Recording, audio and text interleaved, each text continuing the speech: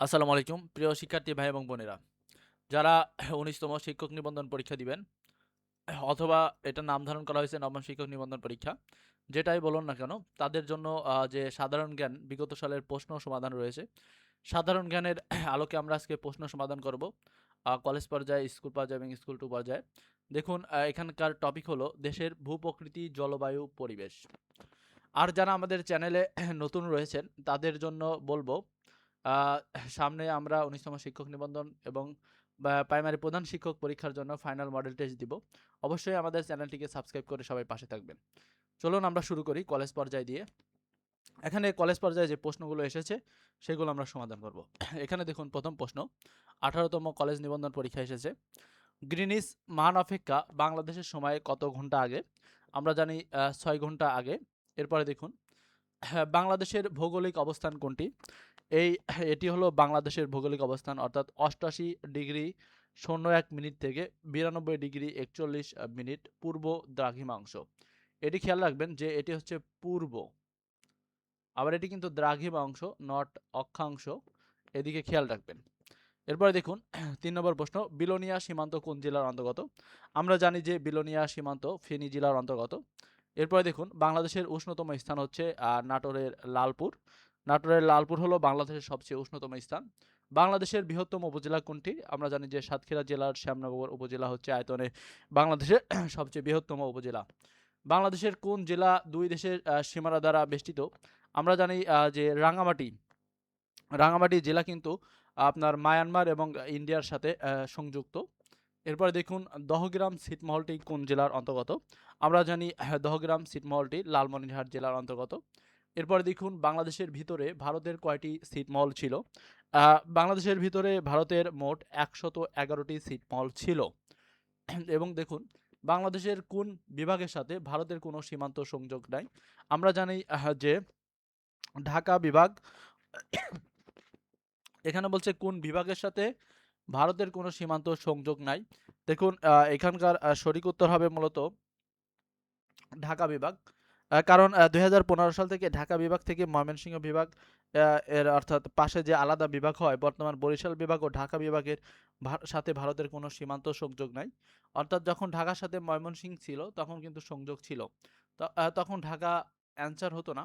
কিন্তু এখন কিন্তু ঢাকা বিভাগও উত্তর হবে। আবার দেখুন, এখানে রয়েছে বরিশাল বিভাগ, এটিও কিন্তু উত্তর হবে। অর্থাৎ বলতে গেলে ঢাকা বিভাগ এবং বরিশাল বিভাগ উভয়ের সাথে ভারতের সাথে কোনো সীমান্ত সংযোগ নেই। এখানে দেখুন, নাসিরাবাদের বর্তমান নাম কি? নাসিরাবাদের বর্তমান নাম হলো ময়মনসিংহ। এরপরে দেখুন, বাংলাদেশের সর্বোচ্চ পর্বতশৃঙ্গ কোন জেলায় অবস্থিত? এটি অবস্থিত আমরা জানি যে বান্দরবান জেলায় অবস্থিত। এরপরে দেখুন, ভৌগোলিকভাবে গুরুত্বপূর্ণ কোনো একটি কাল্পনিক রেখা বাংলাদেশের উপর দিয়ে গিয়েছে। যে কোন একটি কাল্পনিক রেখা বাংলাদেশের উপর দিয়ে গিয়েছে সেটি হলো যে কর্কটক্রান্তি রেখা। কোন বিভাগে জেলা সংখ্যা সর্বোচ্চ? আমরা জানি যে ঢাকা বিভাগে জেলা সংখ্যা সর্বোচ্চ। আপনারা আমাদের কমেন্টে জানাবেন যে ঢাকা বিভাগের মোট জেলা সংখ্যা কতটি। এরপরে দেখুন, তিতাস উপজেলা কোন জেলায় অবস্থিত? তিতাস উপজেলা আমরা জানি যে এটি কুমিল্লা জেলায় অবস্থিত। এরপরে আমরা দেখব যে স্কুল সমপর্যায়ে যে সকল সাধারণ জ্ঞান থেকে, অর্থাৎ দেশের ভূপ্রকৃতি, জলবায়ু, পরিবেশ থেকে যে সকল প্রশ্ন এসেছে সেগুলো দেখব। এখানে স্কুল পর্যায়ে প্রথম প্রশ্ন হলো, বাংলাদেশের সবচেয়ে কম ভূমিকম্প ঝুঁকিপূর্ণ অঞ্চল কোনটি? যারা ১৯তম শিক্ষক নিবন্ধন পরীক্ষা দিবেন, ভূমিকম্প থেকে কিন্তু প্রশ্ন আসার সম্ভাবনা অনেক বেশি, কারণ এখন ঘন ঘন ভূমিকম্প হচ্ছে এজন্য।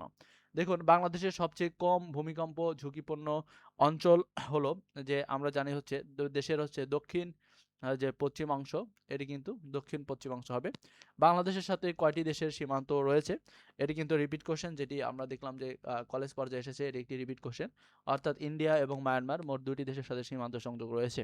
বাংলাদেশের বার্ষিক গড় বৃষ্টিপাত কত? দেখুন, বাংলাদেশের বার্ষিক গড় বৃষ্টিপাত হলো ২০৩ সেন্টিমিটার।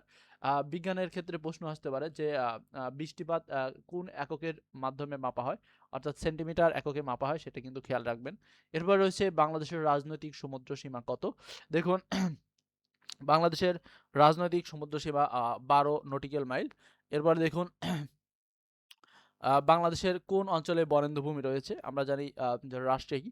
বাংলাদেশের রাজশাহী অঞ্চলে কিন্তু বরেন্দ্রভূমি অবস্থিত। সাগরকন্যা সাগরকন্যা কোন জেলার ভৌগোলিক নাম? দেখুন সাগরকন্যা বা যেটি পটুয়াখালী, কুয়াকাটাকে বলা হয় কিন্তু হচ্ছে আপনার সাগরকন্যা, অর্থাৎ এটি পটুয়াখালীতে কিন্তু অবস্থিত। এরপরে দেখুন বাংলাদেশের সাথে মিয়ানমার সীমানার কোন নদীর নাম রয়েছে, কোন নদী দ্বারা মিয়ানমার এবং বাংলাদেশের সংযোগ রয়েছে, সেটা হচ্ছে কি যে নাফ নদী। এরপরে দেখব বাংলাদেশের সর্ব উত্তরের উপজেলা কোনটি। বাংলাদেশের সর্ব উত্তরের উপজেলা আমরা জানি হচ্ছে টেকনাফ টু তেঁতুলিয়া, অর্থাৎ তেঁতুলিয়া হচ্ছে সর্বশেষ উপজেলা। বাংলাদেশের মোট আয়তনে কত ভাগ বনভূমি রয়েছে? আমরা জানি একটি দেশের 25 ভাগ কিন্তু বনভূমি থাকা প্রয়োজন। সেই তুলনায় বাংলাদেশে কিন্তু অনেক কম রয়েছে, অর্থাৎ মোট 17 ভাগ বনভূমি রয়েছে। এরপরে দেখুন ঢাকা বিভাগে কয়টি জেলা রয়েছে, আমি কিন্তু আপনাদের কমেন্ট বক্সে জানাতে বলেছিলাম, কিন্তু সেই অনুযায়ী প্রশ্নটি পাওয়া গেছে। দেখুন ঢাকা বিভাগে মোট এখন বর্তমান জেলা হলো মোট 17টি, কিন্তু 2015 সালে 4টি জেলা নিয়ে অষ্টম ময়মনসিংহ বিভাগ হলে বর্তমানে ঢাকা বিভাগে জেলা রয়েছে মোট 13টি। তাহলে কি বললাম, অর্থাৎ 2015 সালের পূর্বে পর্যন্ত, এটি যেহেতু 2010 সালে কোশ্চেন, তখন জেলা ছিল 17টি। আর যেহেতু 4টি জেলা নিয়ে, এই 17টি থেকে মোট 4টি জেলা নিয়ে বিভক্ত হয়ে গেছে ময়মনসিংহ বিভাগ। এখন এই 17 থেকে 4টি বাদ দিলে হচ্ছে মোট এই 13টি জেলা নিয়ে এই ঢাকা বিভাগ কিন্তু গঠিত, অর্থাৎ সঠিক উত্তর কি হবে, এখানে 13টি কিন্তু সঠিক উত্তর হবে। এরপরে দেখুন বাংলাদেশের সবচেয়ে উত্তরে অবস্থিত স্থান কোনটি। আমরা জানি সবচেয়ে উত্তরের স্থান হচ্ছে বাংলাবান্ধা, এটা হচ্ছে সবচেয়ে উত্তরের স্থান।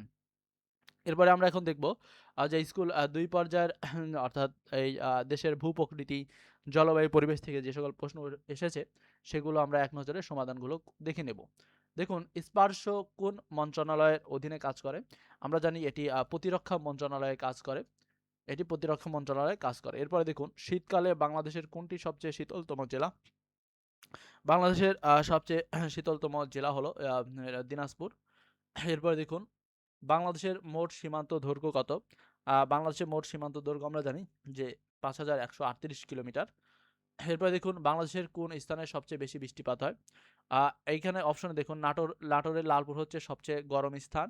এরপরে আমরা একটা কিন্তু কোশ্চেন দেখলাম যে দিনাজপুর হচ্ছে সবচেয়ে শীতলতম জেলা, আর নাটোর হচ্ছে লালপুর হচ্ছে সবচেয়ে গরমের জায়গার স্থান, এবং এখানে সবচেয়ে বেশি বৃষ্টিপাত হয় সেটা হচ্ছে সিলেটের লালখাল এই জায়গাটিতে সবচেয়ে বেশি বৃষ্টিপাত হয়।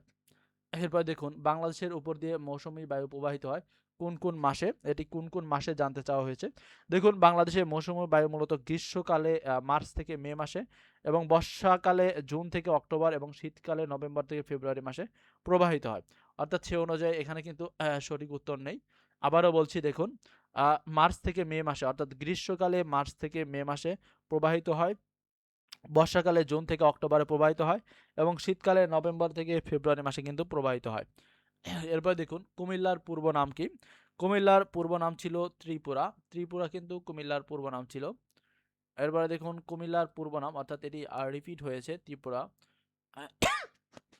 বাংলাদেশের সবচেয়ে ছোট বিভাগ কোনটি। বাংলাদেশের সবচেয়ে ছোট বিভাগ, বর্তমান আয়তনের সবচেয়ে ছোট বিভাগ হলো ময়মনসিংহ বিভাগ, অর্থাৎ এটি যেহেতু 2014 সালে এসেছে, আর ময়মনসিংহ বিভাগ গঠিত হয়েছে 2015 সালে, সে অনুযায়ী কিন্তু যে আপনার সে অনুযায়ী কিন্তু আপনার হচ্ছে ময়মনসিংহ বিভাগ, অর্থাৎ আচ্ছা লিখলাম না, ময়মনসিংহ লিখে দিই।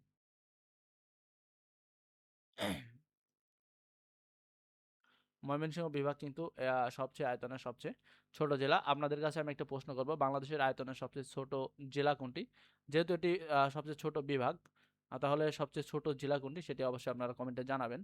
এখানে দেখুন বাংলাদেশের কোন জেলার সাথে ভারত এবং মিয়ানমারের সীমান্ত সংযোগ রয়েছে, এটি কিন্তু কলেজ পর্যায়ে এসেছে, এটি একটি রিপিট কোশ্চেন, আমরা জানি যে রাঙামাটি জেলা।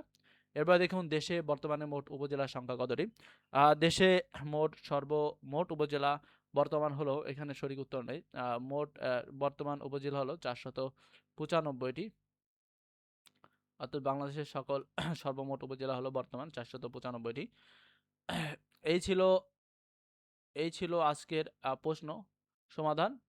এরপরে ভিডিওটি পেতে অবশ্যই আমাদের চ্যানেলটিকে সাবস্ক্রাইব করে পাশে থাকবেন। আমরা সমস্ত প্রশ্ন ব্যাখ্যা সহ দিব, এবং সামনে আপনাদের জন্য হচ্ছে ফাইনাল মডেল টেস্ট দিব। সবাইকে অসংখ্য ধন্যবাদ। সবাই ভালো থাকবেন, সুস্থ থাকবেন।